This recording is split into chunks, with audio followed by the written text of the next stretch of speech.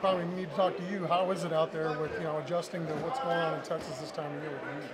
Yeah, I think it's been going smooth for me, especially. I think I've been getting accustomed to everything going on, especially the weather. It's been up and down. I've seen pretty much all kinds of weather since I've been here, so it's been pretty smooth. It's really just adjusting to things. Yeah, what is the biggest adjustment when you're coming in for the first time? I would say the biggest adjustment is learning how to be a pro, for sure. Just learning how to be a pro, and then obviously it's a new environment. Everything's different, so kind of creating your routine as you get here as a rookie, finding your routine, what works for you, what's around the area, what do you have in the facility, and who you can go to in terms of what you need and things like that. Did you call your cousin and ask him for any advice before you started on this journey? I did not. No, I did not. No. Well, it'd be tough shoes to fill if you could turn out like he did last year, huh? Yeah, I know. Yeah, he definitely set the bar pretty high for our family. Did you have a cousin that played at Colorado a few years ago? I did. So my first cousin, Liufau, played quarterback there at Colorado.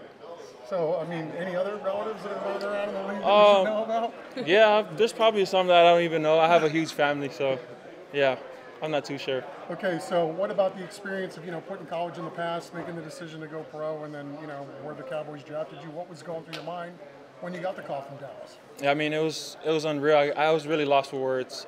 For my family and I to have this opportunity is such a blessing, and we're all excited. We all enjoyed the time, the draft time after I got the call and things like that. So everyone back home was very excited.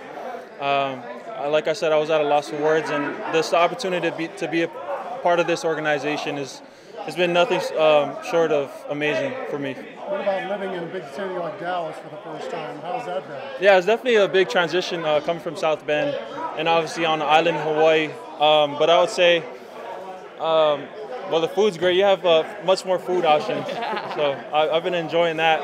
And then you have a bunch of resources that maybe you didn't have in the smaller cities, and so it's great. I get to utilize everything that I have here in Dallas, and like I said, it's a great organization. Barnaby's come to mind? South Bend, you ever been there? No, I don't know if I've been there actually.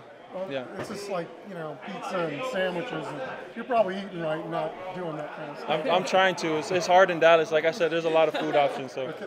What about just running around in the field for the first time with new teammates, and what gives you confidence that you might get on the field this year? Yeah, I would say just learning my playbook.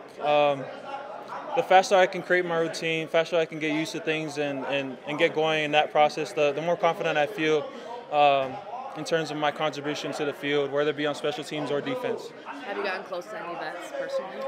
Oh, yeah. I mean, all the linebackers, EK, Eric Hendricks, and Damone Clark, all of them.